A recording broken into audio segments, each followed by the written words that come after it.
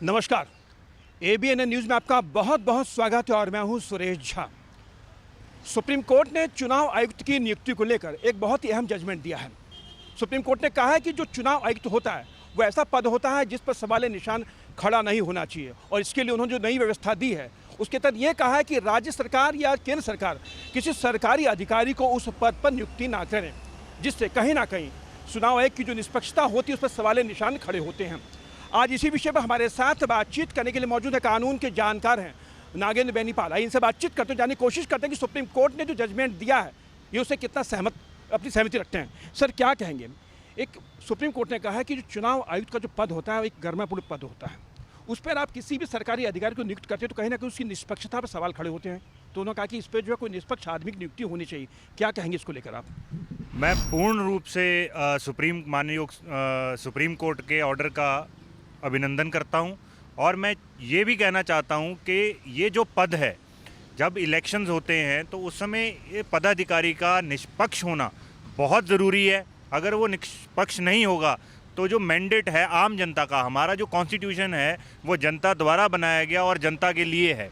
तो जब जनता अपनी मत डालती है तो मत डालते समय उसको निष्पक्ष तरीके से मतदान हो, उसके लिए एक अधिकारी का निष्पक्ष होना बहुत ज़रूरी है। और मैं इस डिसीजन का सुप्रीम कोर्ट के वेलकम करता हूं, और ऐसा ही होना चाहिए, निष्पक्ष आदमी होना चाहिए।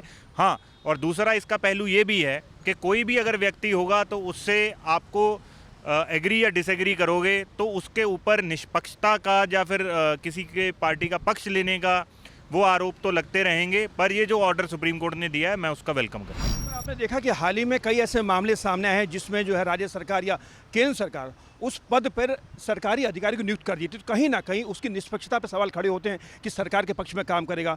क्या लगता है कि सरकार सुप्रीम कोर्ट के इस फैसले के बाद क्या कुछ चेंजिंग आएंगे? क्या सरकार को मानना पड़ेगा ये आदेश? बिल्कुल, सुप्रीम कोर्ट का आदेश जो है हर के लिए लागू है, और सरकारों को, सारी सरकारों को ये मानना पड़ेगा।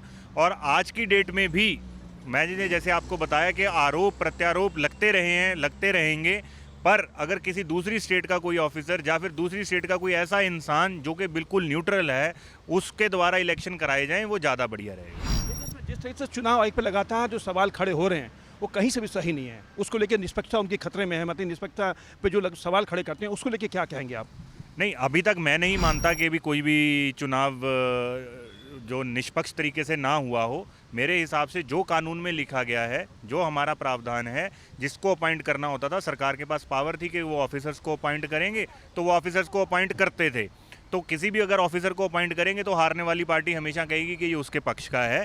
पर अगर आज की डेट में सुप्रीम कोर्ट ने कानून को बदल दिया है, बोला है उसमें संशोधन करने की ज़रूरत है, और कोई भी इंडिपेंडेंट आदमी जो भी ऑफिसर ना हो उस सरकार का, उसको अपॉइंट किया जाए तो सरकार उसको अपॉइंट करेगी, तो उसके ऊपर भी आरोप लगेंगे, हर चीज़ होगी। पर आज तक मुझे नहीं लगता कि भी कोई ऐसी चीज़ हुई है या हुई। ममता के मामले में जो इस तरीके से सुनील अरोड़ा जी पर जो आरोप लग रहे हैं उसको लेकर क्या कहेंगे आप? मैं उसके ऊपर अभी टिप्पणी नहीं करना चाहूँगा, क्योंकि उस चीज़ में अभी मैटर कोर्ट में नहीं है। चलिए सर, आपका बहुत बहुत धन्यवाद। ये थे कानून के जानकार नागेंद्र बेनीपाल जो हमारे साथ बातचीत कर रहे थे। इन्होंने भी सुप्रीम कोर्ट के जजमेंट का समर्थन किया। इनका भी यही कहना है कि सुप्रीम कोर्ट ने जो नई व्यवस्था दी है उसके तहत चुनाव आयुक्त का पद होता है वो गर्मापूर्ण पद होता है और बिल्कुल निष्पक्ष भरा होता है, लेकिन जिस तरीके से वहाँ पर राज्य केंद्र सरकार के अधिकारी की जो नियुक्ति होती है उसको लेकर जो सवाल खड़े किए गए उसी को लेकर सुप्रीम कोर्ट ने ये बहुत ही अहम जजमेंट दिया है। कैंपस राहुल के साथ सुरेश झा, एबीएन न्यूज़, दिल्ली।